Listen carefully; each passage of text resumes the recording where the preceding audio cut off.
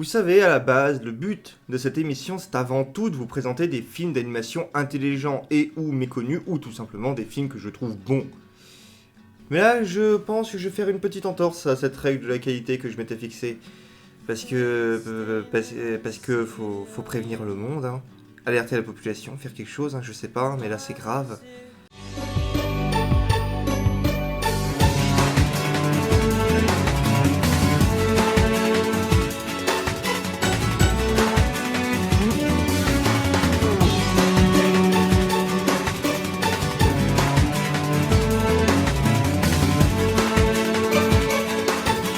Mais avant de commencer à parler du film d'aujourd'hui, je veux que vous regardiez attentivement ceci.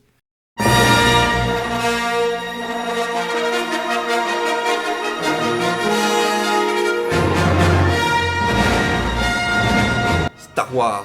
Tout le monde aime Star Wars, hein, cette grande saga qui a marqué au fer rouge toutes les générations qui furent mises à son contact. Derrière cette saga mythique, il y a un homme connu de tous, George Lucas. Personnalité adulée par les fans de la saga, le grand créateur de cet univers si merveilleux, tout ça. Bon, perso, moi Star Wars, j'aime bien, hein, comme tout le monde, mais c'est toujours un truc que j'ai suivi un peu de loin. Je trouve même que Star Wars a amené un certain immobilisme narratif avec le système de la quête du héros qui a vraiment beaucoup trop été réutilisé. Mais pourquoi je vous parle de George Lucas dans une vidéo sur un film d'animation? Je vous explique. Je veux qu'à chaque seconde, chaque image, chaque instant de ce film, vous vous souveniez d'une chose. Ce film a été écrit entièrement par George Lucas, de la première à la dernière ligne. Et normalement, là vous vous dites « Oh mais c'est génial! Le créateur de Star Wars qui crée un tout nouvel univers de fantasy, mais ça va être génial !» Et bah vous savez quoi? Ça l'est pas. Alors, Strange Magic est un film d'animation sorti en 2015, écrit et produit par George Lucas et qui nous plonge dans...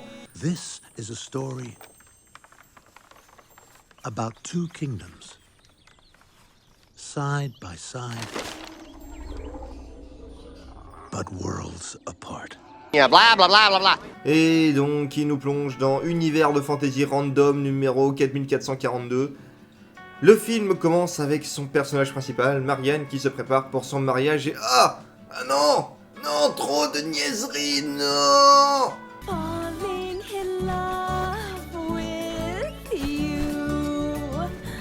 Couldn't blame Elaine. She wanted a career. Putain, ça commence bien, dis donc. Donc elle se prépare et oulala, en fait, il se rend compte qu'il ne l'aimait pas et du coup elle est toute triste. That's bullshit. Parce que oui, ce mec qui est le portrait craché de Charmant dans Shrek est en fait un méchant. Mais quelle surprise! Je ne l'avais pas du tout vu venir. Donc après ça, le film commence enfin avec... Look at he sees you. Can't help falling in love. Ah bah non, en fait on a droit à une autre chanson. Donc après la chanson, l'histoire commence avec... What do you get when you kiss a boy? You get enough Tais-toi, germs to catch tais-toi. fever. Tu te chutes maintenant. Elle va pas la fermer, hein. Mais elle va pas la fermer? Putain, mais ferme ta gueule! Tu comprends ça? Ferme ta gueule! Je tiens à préciser qu'on est à la 11e minute du film là et que ça fait déjà la 4e putain de chanson. Est-ce qu'il est possible, s'il vous plaît, d'avoir une narration, bordel? Film, t'es sérieux là? Film, tu veux vraiment, sérieusement me faire croire que cette nana qui savait pas tenir une épée il y a 10 minutes se transforme d'un coup en Furiosa? Et puis sérieux, mais c'est quoi ces paroles? On dirait une espèce de féminazie enragée. Vous savez, ces nanas qui font plus de mal que de bien à leur cause et qui en plus font de l'ombre aux vrais féministes. Et donc on rempile sur la 5e chanson, parce que oui, depuis tout à l'heure, leur scénario est toujours pas lancé. Et bordel de merde, profaner du Bob Marley pour faire une chanson à la gloire de la friendzone, c'est non!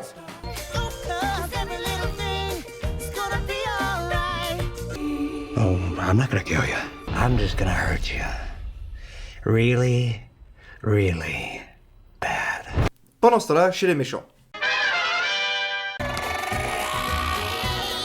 Voilà. Là, c'est exactement la tronche que j'avais en regardant ce film pour la première fois. Mais bon, enfin, alléluia, le scénario du film est enfin lancé. Alléluia, c'est vite dit. Et puisqu'il est totalement pourri et que je vais pas vous faire subir le reste du film, je vous fais ça vite. Attention, il y aura des spoilers, mais bon, vu ce que ça raconte, je vous rassure, vous perdez pas grand chose. Alors, Charmant veut épouser Marianne pour avoir le trône, il demande donc à Machin d'aller chercher une potion d'amour chez une fée enfermée chez les méchants. Comme Machin, il est sévèrement dans la friendzone avec la sœur de Marianne et qu'il est sévèrement con, il le fait. Mais retournement de situation incroyable, ça foire et la potion va sur la sœur qui est capturée par le méchant qui s'appelle Bog. Marianne part donc à sa rescousse, mais la sœur qui a pris la potion est maintenant amoureuse du méchant, elle ne veut plus partir. Et pendant ce temps-là, Charmant réunit une armée pour récupérer les princesses. Mais d'un coup, révélation de ouf gueudin, le méchant est en fait un gentil. Marianne et lui tombent amoureux et s'allient, du coup Charmant il fait un coup de pute. Bog se sacrifie pour sauver tout le monde, mais en fait non, et ils finissent heureux dans un kaléidoscope de la mort qui finit de nous achever. Et avec la musique là, ça serait encore mieux.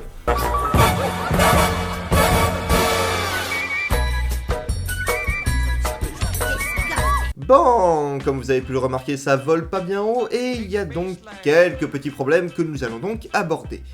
Donc, vous l'avez peut-être remarqué, mais le plus gros défaut de ce film, c'est bien évidemment l'écriture. Le film est d'une niaiserie affligeante. Absolument tous les dialogues sont plombés par ce constat, d'autant que les dialogues volent déjà pas bien haut, de base. Et encore, ça, c'est quand on a le droit des dialogues. Parce que je vous jure que les personnages de ce film passent 3 fois plus de temps à chanter qu'à faire avancer le scénario. Au bout d'un moment, ça devient une espèce de torture de ouf. Il se passe pas 2 minutes sans que les persos passent en mode chanson. Chansons d'autant plus chiantes qu'elles sont à la fois pourries, aux paroles repoussant les limites de la niaiserie, quand ce sont tout simplement pas des reprises de grands titres. Parce que les gars qui ont fait ce film n'avaient tellement pas d'imagination qu'ils ont dû aller repomper ceux qui avaient du talent. L'univers est absolument pas intéressant, c'est du pas imaginatif tartiné avec une énorme couche de fade et de niais. Et enfin, les personnages sont absolument inintéressants quand ils ne sont pas juste insupportables. Et en plus, leur écriture, elle est toute pourrie, mais alors vraiment toute pourrie. Mais peut-on vraiment leur en vouloir quand on voit la tronche du scénario? Et enfin, l'animation, parce que tant qu'à foirer un projet, autant le faire en toute beauté. Parce que c'est putain de moche! Déjà que les designs ne sont pas inspirés, mais alors c'est d'une mollesse incroyable. Rien ne se dégage de l'animation. C'est lisse, c'est fade et les seules pauvres scènes d'action sont aussi molles que la bite d'un curé. Et le pire du pire, c'est que c'est ILM qui a fait l'animation.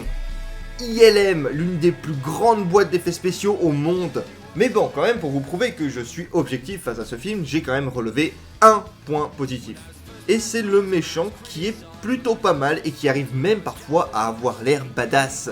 Et je vous jure que dans ce film, c'est un putain d'exploit. Et c'est d'ailleurs au passage lui qui a sans aucune contestation possible les meilleures chansons du film. Le truc c'est qu'on se met carrément à avoir de l'empathie pour lui parce qu'il est dans le même état que nous, pauvres spectateurs. Tout ce qui nous saoule dans le film le saoule lui aussi. Je compte même pas le nombre de scènes où t'as le méchant qui est désespéré par la niaiserie qui est autour de lui. Mais bon, là je suis pas bien sûr que ce soit voulu. Alors, pourquoi ce film? Parce que oui, au fond, tout le monde s'en contrefout de ce film, c'est du direct ou DVD, personne ne l'a vu et tout le monde s'en branle. Et bien pour plusieurs raisons. Déjà parce que maintenant, vous aurez un exemple de ce que c'est un film d'animation véritablement pourri. Et une petite piqûre de rappel, ça fait pas de mal parfois. Mais aussi et surtout la principale raison pour laquelle je vous parle de ce film, c'est bien évidemment pour son auteur. Qui, je vous le rappelle, est George fucking Lucas, qui a imaginé l'une des franchises les plus importantes et rentables de l'histoire du cinéma. Et c'est pour ça que ce film est aussi décevant. Parce que quand j'ai lancé la première fois, je me disais, un nouvel univers imaginé par le papa de Star Wars, putain, mais j'espère qu'il s'est totalement lâché, que ça va faire un truc d'ultra original. Parce qu'avec les mains libres, comme il a dû les avoir, il aurait vraiment pu créer un truc ultra original. Je demande bien sûr pas à ce qu'il fasse un univers aussi vaste qu'un Star Wars pour un direct ou DVD, mais quand même il y a des limites, non, parce que là, c'est le niveau 0 de l'imaginatif, le moins 200% de l'original, les abysses de l'intéressant. Et pour tous ceux qui voudraient se planquer en disant non mais c'est pas vraiment Lucas qui l'a fait, il a juste écrit le scénario et c'était pas lui qui gérait, le film respire le Lucas et pour ça j'ai 2 exemples. Déjà les transitions au volet qui sont un grand classique de la mise en scène de Lucas, et aussi et surtout parce que Lucas nous met carrément une scène de Star Wars dans le film. Parce que cette scène, je suis désolé, c'est cette scène.